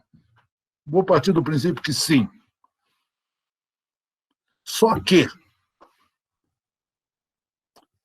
quase nunca tem efeito, e a Hortência conhece a velha expressão, a diferença entre o Brasil legal e o Brasil real, mas mais do que isso, não é só essa diferença, é de que a lógica mesma de um plano diretor não pode acolher e expressar os verdadeiros interesses populares, porque a lógica dele é de organização da cidade burguesa capitalista. E por isso foi abandonado. Por quê? porque ele data de uma era do capitalismo competitivo, terrorista, fordista, keynesiano, e nós estamos na era neoliberal. Eu diria até mais, nós estamos já na era da crise do neoliberalismo. E instrumentos gerados naquele momento, se são anacrônicos para o capital, e são, mas ainda para nós.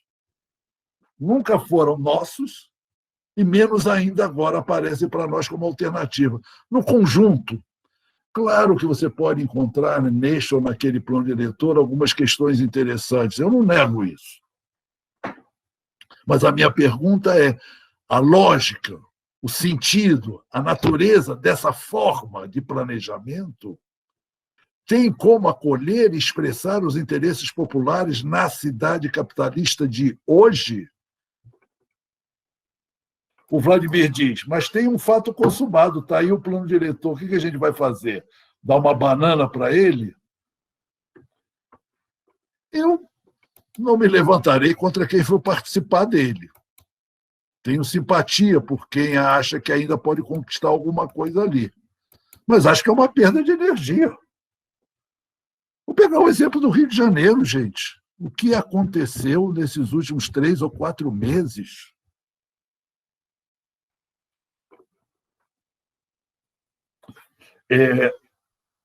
Então, eu acho que nós estamos desafiados realmente a refletir sobre os últimos 30 anos da nossa experiência de cidade e lutas urbanas. Nós assistimos progressivamente aos movimentos e organizações urbanas a se consagrarem cada vez mais ao mundo da institucionalidade, da legalidade, lideranças que consagravam a maior parte do seu tempo aí às reuniões em Brasília, a comissões e comitês. Eu brinco sempre, nunca teve tanta comissão, comitê no Brasil, nunca teve tanta comissão e comitê popular, nem na União Soviética, em 1917, tinha tanto comitê popular assim, como no Brasil, dos anos 12, 13, 14, 15. E as pessoas estavam lá achando que estavam governando, quando a realidade das cidades eram a Copa do Mundo, as Olimpíadas, as operações urbanas, e eles estavam fazendo leis, diretrizes, né? E os movimentos se fragilizando progressivamente, apostando cada vez menos na ação coletiva concreta, cada vez mais movimentos dependentes da proteção do Estado, inclusive financeiramente, da proteção do Estado. Vamos ver, a gente pode pegar uma experiência que é exemplar para nós todos. O orçamento participativo. Ele nasce dessa potência, da pulsão transformadora que vem dos movimentos de democratização da cidade, dos anos 80, levada aos anos 90, e aparece como uma grande potência. E nós assistimos progressivamente ao seu abandono, inclusive pelos partidos progressistas. Eles foram perdendo vitalidade, perdendo relevância. Quando a gente acompanha o exemplo, que foi considerado sempre de maior sucesso lá de Porto Alegre, você vai vendo que a parcela do orçamento, de fato, das prefeituras, que é entregue ao controle do orçamento participativo, é muito pequena. E nas experiências que eu acompanhei mais de perto de Belém, maravilhoso, vendo aquele povo indo para as assembleias discutir, povão mesmo. Eu me senti em Cuba, assistindo aquelas assembleias dos bairros populares, na época do Edmilson, no primeiro governo dele em Belém, coisa maravilhosa, o povo realmente vivendo a experiência de tomar o fundo público e alocar segundo as suas necessidades. Quantos foram os candidatos a prefeito,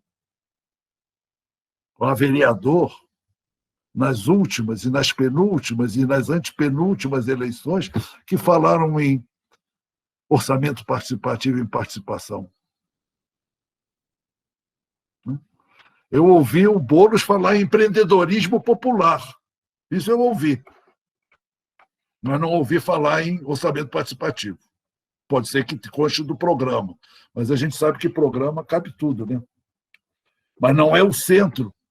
A questão da democracia na cidade foi perdendo vigência porque a relação, e o Vladimir fez referência a isso, entre as organizações populares e os movimentos propriamente ditos, movimento de luta, dinâmica de luta, processos de luta, foram perdendo nexos. E a maioria dos movimentos, ou grande parte deles, não todos, grande parte dos militantes, não todos, foram levados pela lógica institucional das eleições, das legislações, e isso não parece ter surtido efeito. Eu não estou avaliando moralmente participar ou não participar. Tem que fazer um balanço político disso e que cidade nós produzimos depois desses 30 anos. Nós produzimos? Não. Nós não produzimos a cidade. Que cidade nós temos e qual a capacidade que nós demonstramos nessa forma de luta, nessa forma de atuação, de conduzir essas cidades a serem, eu não vou nem dizer igualitárias, menos desiguais, não vou dizer nem democráticas, menos autoritárias e entregues ao governo direto do capital financeiro e imobiliário. Nós fomos derrotados, gente. E temos que tirar lições dessas derrotas. Isso significa que tem que abandonar qualquer ideia de planejamento? A meu ver, não. Significa que tem que abandonar qualquer ideia de participação institucional? A meu ver, não. Mas significa entender que a participação institucional, que a participação em eleições não pode comandar a lógica de ação urbana. Que a lógica institucional captura energias que poderiam estar sendo concentradas em outra direção. Qual? A construção de lutas e de projetos de unificação de lutas, não de unificação do movimento popular com o Estado, de unificação de diferentes segmentos do movimento popular, dos coletivos de periferia, dos grupos culturais, dos movimentos identitários.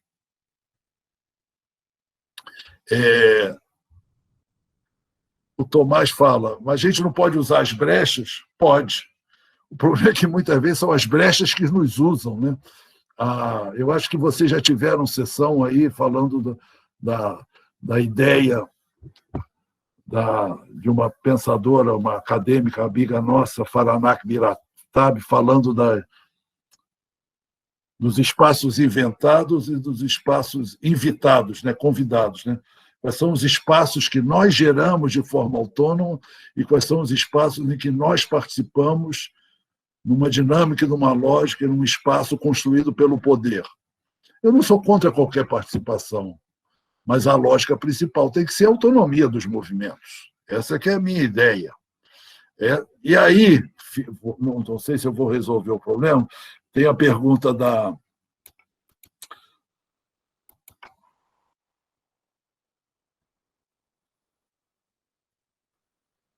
do Vladimir e do Edson, que tem qual o papel da academia, qual o papel dos arquitetos urbanistas. Apesar de reconhecer, valorizar e insistir que temos que ouvir e conhecer os saberes populares, eu não desconheço a existência de determinados saberes técnicos científicos. Então, eu, conversando com o Edson, mas também com o Vladimir, eu digo, os acadêmicos, os arquitetos urbanistas continuam, desde sempre, tendo como uma de suas tarefas democratizar o conhecimento, as linguagens. Esse papel é permanente. Mas tem que fazer isso com um pouco mais de modéstia, com um pouco menos de arrogância, se preparando para ouvir um pouco mais e, às vezes, falar um pouco menos. E estar à disposição das organizações e movimentos para, digamos assim, traduzir para a linguagem técnica os seus anseios, mas não dizer que anseios são esses. Traduzir para a linguagem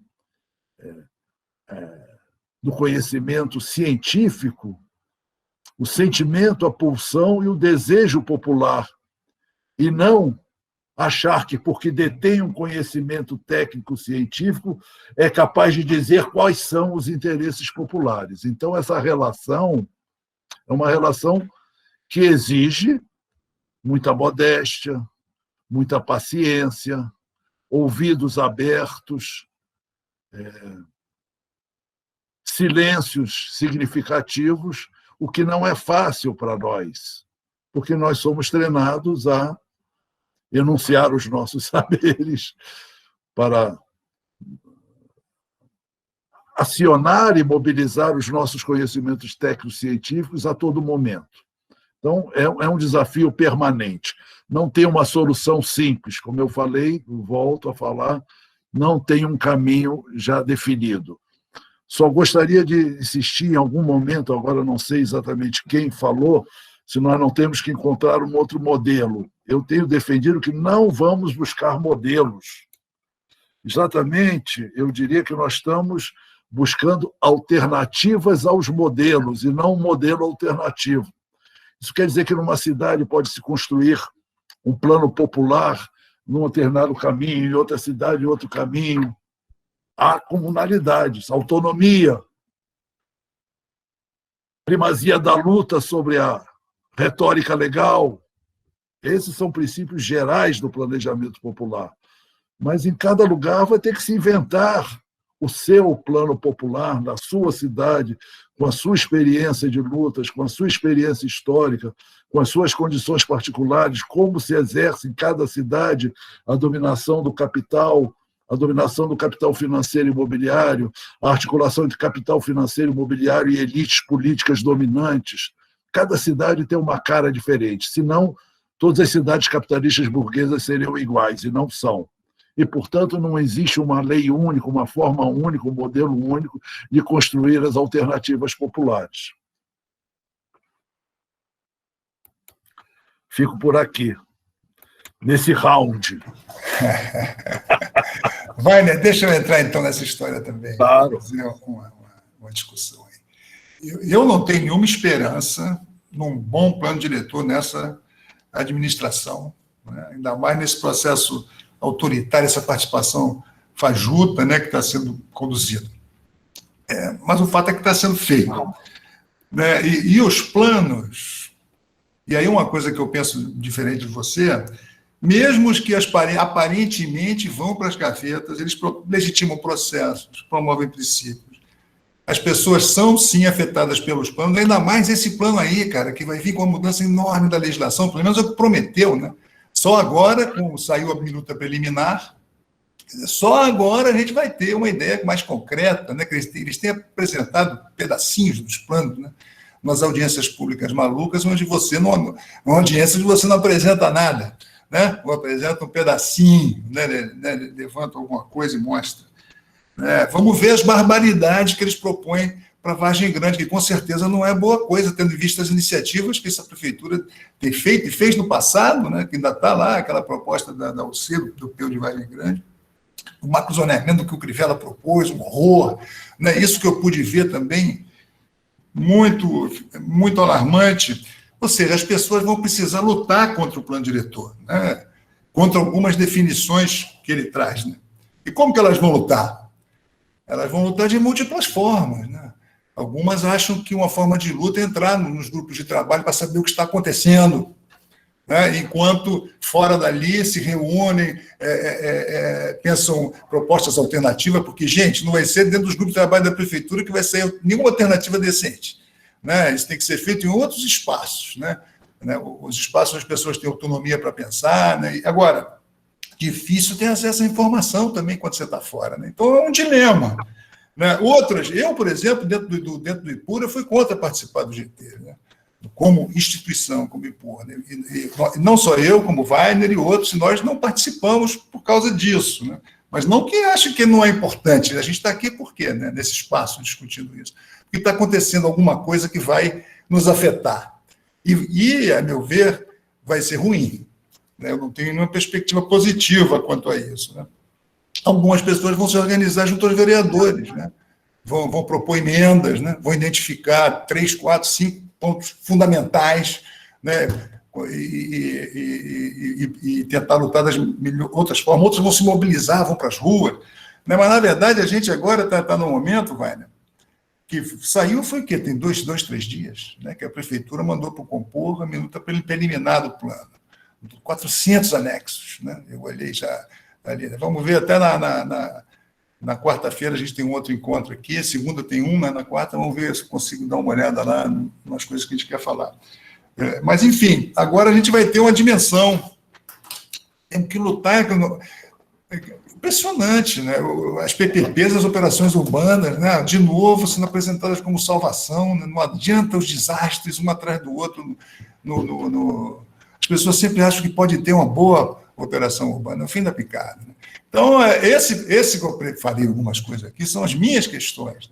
Muitas das pessoas que estão aqui, outras, né? Estão lá se sentindo ameaçadas por outras coisas que elas conheceram dessa história. Né? E estão tentando se defender como podem, né? E algumas que são ameaçadas mais fortemente, mais de perto, né, essas às vezes se sentem mais assim instadas, né? Não, vem cá, eu preciso estar nessa reunião. Se eu não tiver, como é que eu vou saber? Tenho a mínima ideia do que vem por aí. É o problema de sempre, né? Como você entrar nos espaços convidados lá da Miraftab, né, preservando a sua autonomia, né, de discutir, de formular propostas, outras mobilizações, e que as pessoas não podem, e aí o Wagner tem toda a razão, é limitar a sua atuação ao plano diretor, que com certeza tem coisas mais importantes, né, afetando a vida das pessoas na nossa cidade, principalmente o orçamento, por exemplo. Bom, é isso. Mais alguém inscrito aí, gente?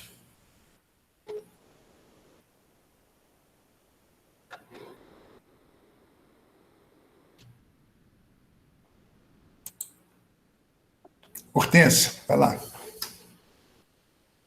Professor, eu estou aqui no Iaí José, tá? Eu acho que a gente pode começar a partir do Iaí José. Falar que eu não ouvi agora. Porque não há Não estou te ouvindo. como discordar. Peraí, só um instantinho. O Wagner, desliga o seu microfone quando ela estiver falando, que aí você entende melhor. Posso falar? Agora melhorou, professor? Tá ok? Professor, eu queria começar do Iaí José, né? Porque eu acho que esse é o grande impasse. Não dá para discordar de absolutamente nada que o senhor falou, era só balançar a cabeça e concordar. Mas fica pensando assim, os planos diretores caducaram. Não me parece que eles caducaram. Eles foram apropriados pelo setor empresarial, que se apropriaram da cidade como um todo, eles engoliram o plano diretor. Né? Não que ele era diferente no período militar, no período ditatorial, havia uma centralização do direcionamento do planejamento, daquela ideia que eles tinham de consertar o caos da cidade. Mas agora não é consertar caos nenhum, embora fosse também bastante prepotente essa visão. Mas eles engoliram. Então, discutir o plano diretor é um ato de resistência, porque da forma com que está, a cidade está e a legislação está completamente dominada. Então, quando se fala dos espaços inventados, não seria discutir paralelamente. O senhor falou que não é para abrir mão do planejamento, claro, mas nem abrir mão da participação, é só desistir do plano diretor, cruzar os braços e não ir fazer nada e deixar ele sozinho. Sim, mas a mídia procura Carlos Wagner. Professor, eu queria que o senhor falasse desse momento do plano diretor, ou procura lideranças comunitárias, ou quem nunca participou do processo tem uma oportunidade de despertar seu interesse. Então, eu acho que o plano diretor é também um momento de discussão, de você cooptar pessoas, de identificar lideranças, e é um momento em que se discute a cidade por pessoas que nunca discutiram antes. E a mídia também tem bastante interesse. Então, eu acho que ela não poderia, assim, como o senhor falou, não é para ter uma visão utópica ou uma visão esperançosa, ou que o plano diretor vai trazer alguma coisa de bom. Eu falo de Salvador não trouxe nada realmente, o que a gente está em vigor, não tem nada de positivo aqui no plano diretor de Salvador.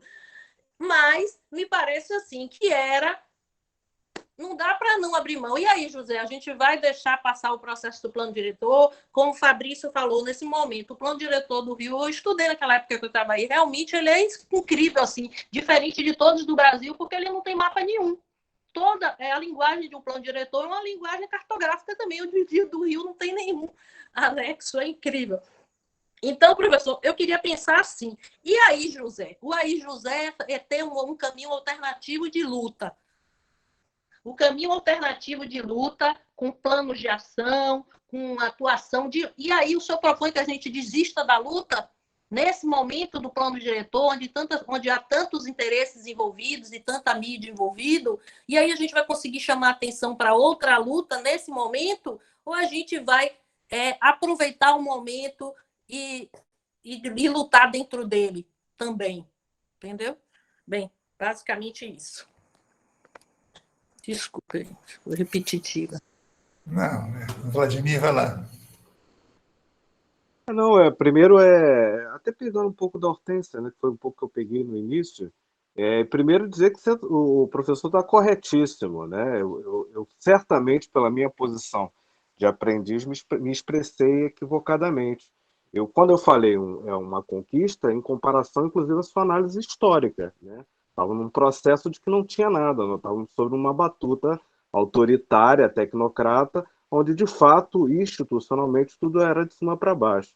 Quando eu disse que era uma conquista, era justamente isso. Assim, tanto é uma conquista, o que nós não podíamos fazer, que era nos reunir na praça, nós hoje podemos, inclusive, discutir os equívocos do processo, né? Então, quando eu disse que era uma conquista, é por isso. E pegando um pouco pelo que a Hortência colocou, foi a segunda pergunta que eu tinha colocado, era justamente se esse espaço, por mais que o senhor tenha colocado que não tem que ter um novo modelo, mas se esse espaço político, e aí eu digo político, não seria um momento justamente de nós fazermos um amplo debate sobre que cidade nós queremos?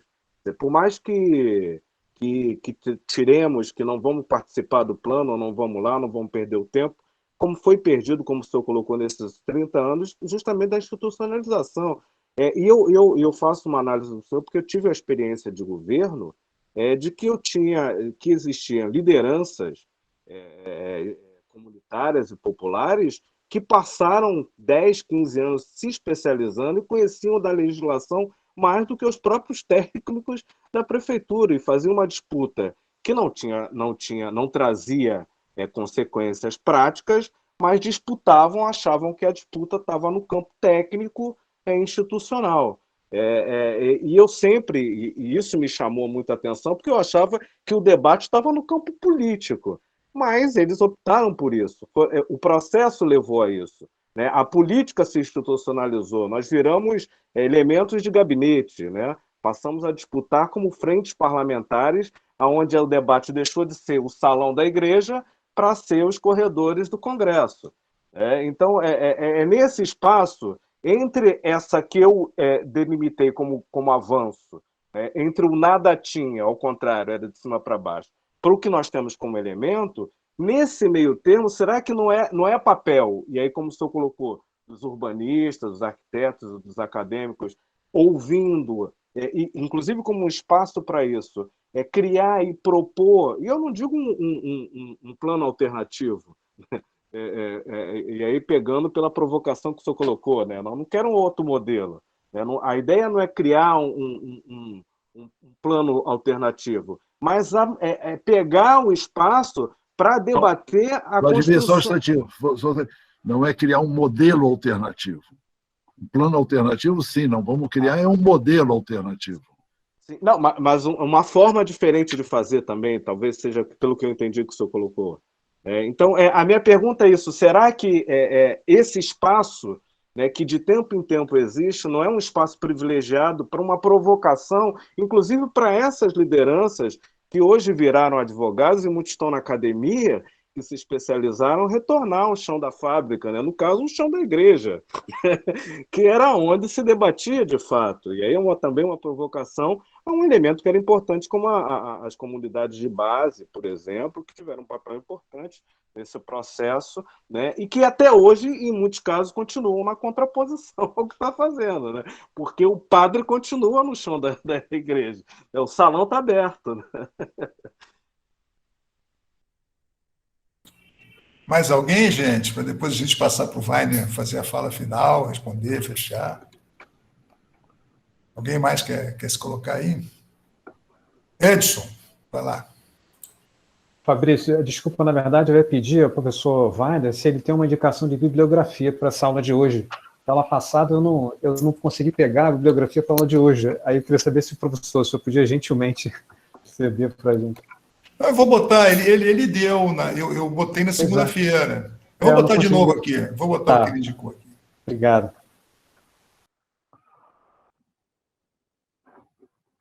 Eu? É isso, Wagner, vai lá. Só uma pergunta. Vladimir, você está onde? Institucionalmente ou fisicamente? Fisicamente e institucionalmente. Institucionalmente eu estou no IPUR. Eu atuei no parlamento como secretário parlamentar, atuei em secretaria de educação, no governo da Baixada Fluminense, no governo em tese de esquerda, mas que não tinha nada de esquerda, era um coronel que se aproveitou da legenda e abriu um espaço para essas contradições. Isso aonde? Que município? Em Belfort Roxo, Roxo. Ok. Não, tá. Eu, fisicamente, eu estou na República Socialista de Maricá. Agora. Caramba. Estou escondido aqui. Não, tá, porque eu não estava situando você, mas, independente disso, é que eu achei muito boas, novamente, as interpelações. Todas elas retomam uma questão. Primeiro, vou fazer algumas correções, observações sobre linguagem. Eu discordo da Hortência de que os planos diretores foram apropriados pelo capital. Justamente o que eu tentei mostrar, dando uma perspectiva histórica, e acho que isso daí não há como questionar, é que eles nascem de um momento determinado do capital. Eles não são filhos da luta popular, eles são filhos do capital. Eles são um modelo de organização da cidade forjado no capitalismo, pelo capital, segundo uma perspectiva de que o Estado tem um papel a cumprir, que é uma perspectiva keynesiana, que é uma capitalista. Então, eles não foram apropriados pelo capital. Eles sempre foram instrumentos, num determinado momento histórico, de organização capitalista, do desenvolvimento capitalista e sua projeção na cidade, no espaço urbano. Então, essa é a primeira coisa que acho que é importante, porque parece que era nosso e, de repente, passou a ser do capital. Não, sempre foi do capital. Sempre foi do capital. Tá? E volto a insistir, na plataforma democrática popular para a Constituição não constava plano diretor. Foi colocado ali por outrem. Então, dizer que discutir no plano diretor... Então, vamos, segundo ponto. Será que a única maneira de se relacionar com o plano diretor é discutir dentro do plano diretor? Na lógica do plano diretor? Sob o comando do Estado capitalista burguês, hoje dominado de maneira quase autoritária pelo capital financeiro e imobiliário, ainda mais numa condição de governo autoritário, quase ditatorial, não. Governo autoritário, antidemocrático. Será que o único ato de resistência diante de um plano diretor é discutir dentro dele? Significa que ou eu discuto dentro dele ou eu cruzo os braços, como você sugeriu? Eu não posso usar esses braços para outras coisas? Eu tenho que usar os braços para discutir dentro do plano diretor? Eu não posso usar esses braços para discutir a cidade e construir um outro projeto de cidade que não aquele que se dá nos marcos do plano diretor?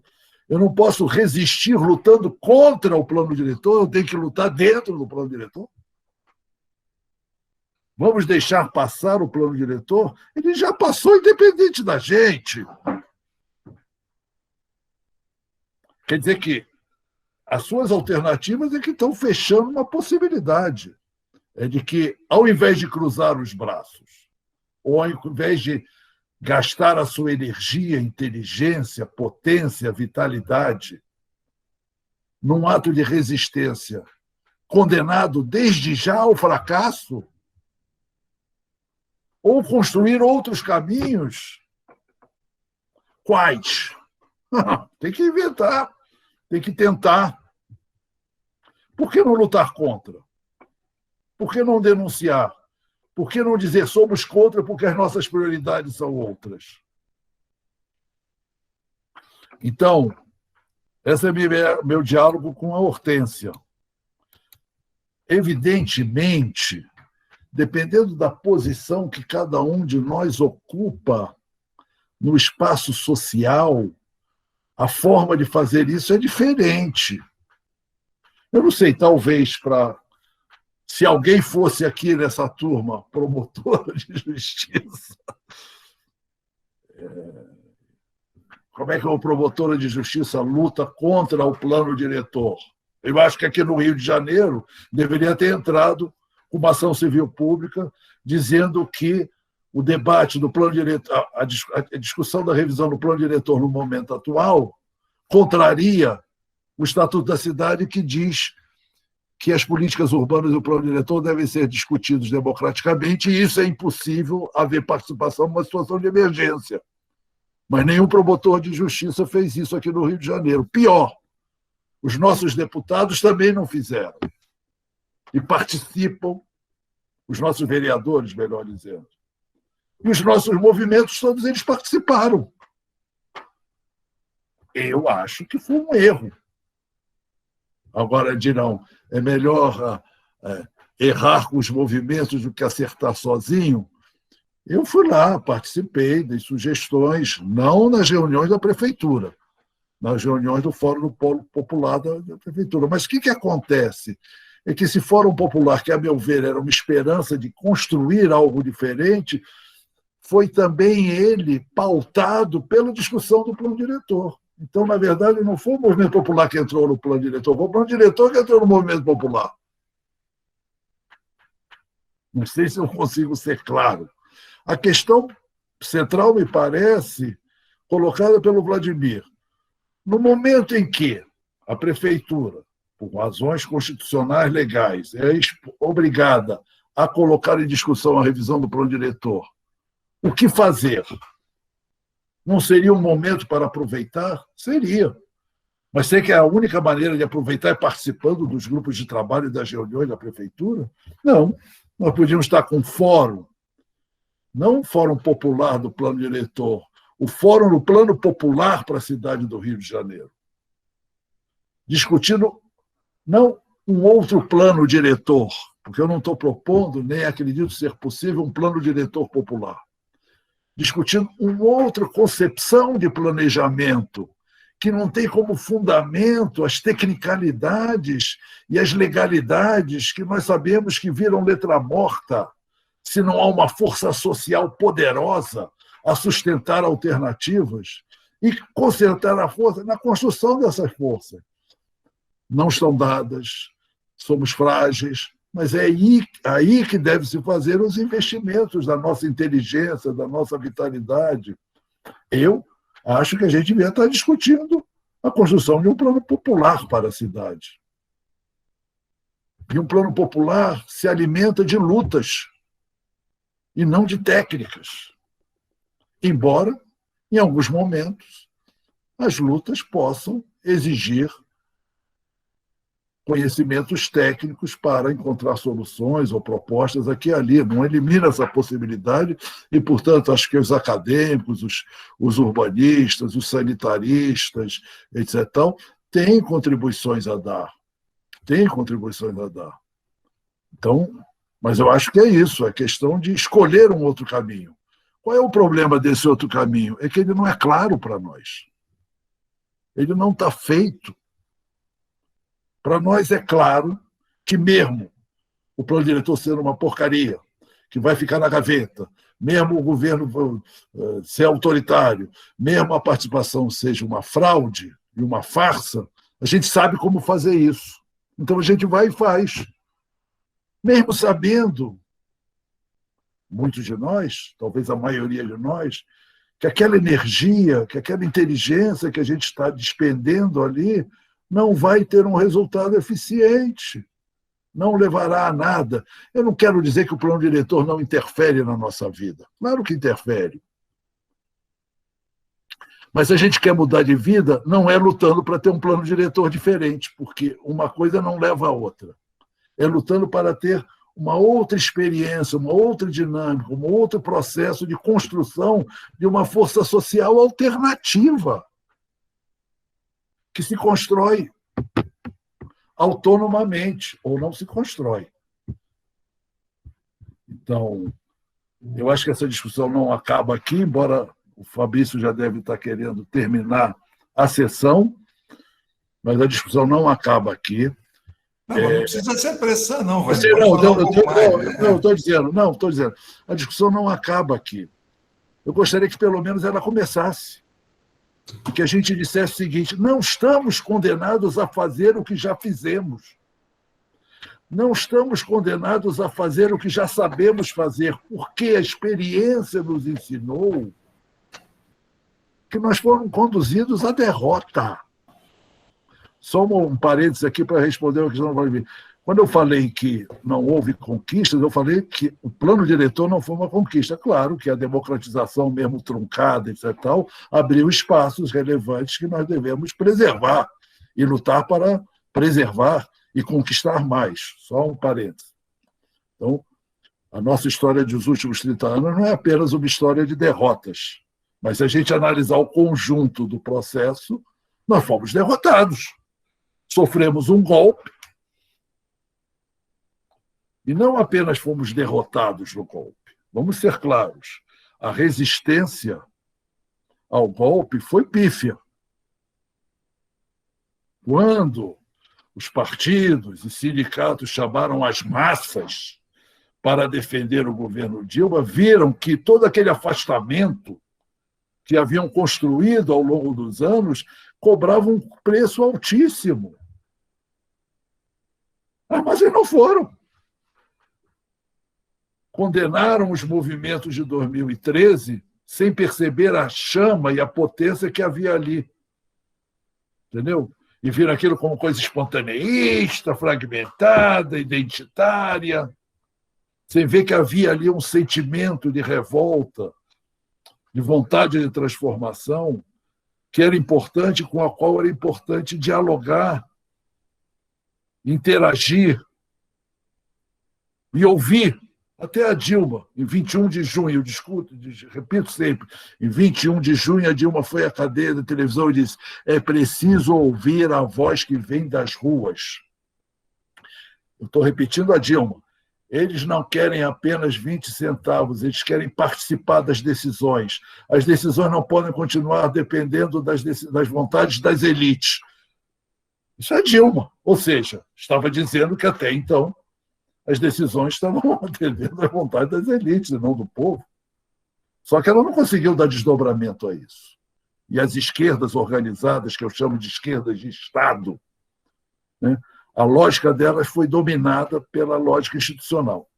A tradição das esquerdas transformadoras, para não usar o termo revolucionárias, é de olhar o Estado a partir da sociedade. Mas as nossas esquerdas progressivamente passaram a olhar a sociedade a partir do Estado, pensar a sociedade a partir do Estado, e não o Estado a partir da sociedade. E isso gera um divórcio profundo entre o mundo real que vive a população trabalhadora, as camadas oprimidas no tecido social, e o mundo no qual vive essa esquerda de Estado, nos parlamentos, nos corredores, etc. A problemática vira outra, as questões são outras, as lutas são outras. Não que não hajam lutas institucionais relevantes, não façam. Agora, elas não são decisivas para construir uma força social capaz de provocar transformações na nossa cidade. Essa que é a minha questão. E, portanto, estamos desafiados a refletir criticamente. Refletir criticamente sobre esses 30 anos não significa criar um tribunal da história para encontrar culpados. Quando eu falo com o pessoal do PT, diz: você quer... Não quero culpar ninguém, eu quero entender o que aconteceu. Eu quero entender o que aconteceu para poder ver se a gente vai adiante, não atrás. Se a gente não repete. Isso é o mínimo que a gente pode exigir de nós mesmos, enquanto acadêmicos, enquanto militantes, enquanto arquitetos urbanistas, enquanto procuradores da justiça. Tá certo? Ninguém está a salvo. Não existe quem fez o bem e quem fez o mal. Agora, se a gente não entender, agora não pode se recusar a entender, ou pelo menos interpelar, porque pode descobrir que cometeu erros, porque nós somos infalíveis. Para que o povo acredite em nós, nós temos que dizer para ele que nós vamos devolver a ele aquilo que nós... Não, entendeu? É isso que eu acho que tem que ter coragem, e eu acho que há sinais positivos nas nossas cidades.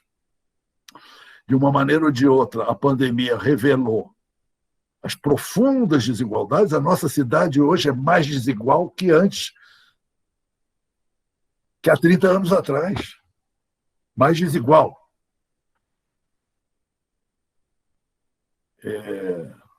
Mas também emergiram novos movimentos, novas dinâmicas, novas solidariedades, novas redes, novos atores urbanos, grupos culturais, grupo de sarau, grupo de teatro, grupo negro, grupo LGBT, movimentos disso e daquilo. Chega um quadro daqueles bem...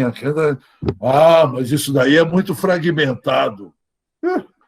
Fragmentado, mas potente. Como é que nós vamos construir isso? Como é que nós vamos construir a convergência possível no momento histórico dado dessa potência? Eu acho que a construção de um plano popular pode favorecer isso, porque aproxima, faz com que um ouça o outro. Eu estou falando dos movimentos populares agora, né? Um movimento ouça o outro, discutam entre si, construam as unidades possíveis a cada momento. Não vai estar dada, não vai chegar de um momento para o outro a unidade, a configuração, né, de um partido, de um movimento todo. Não, um processo de construção, de idas e vindas, mas no qual vale apostar, porque é daí que pode surgir uma força social coletiva capaz, a meu ver, de construir uma cidade igualitária e democrática. Pode, não é inevitável que surja. A vitória não está assegurada. Ela é uma possibilidade. Acho que se é uma possibilidade, se permanece uma possibilidade histórica, é nela que a gente tem que apostar. E não na repetição da mesmice que nos conduziu às derrotas, cujos custos são brutais do ponto de vista social,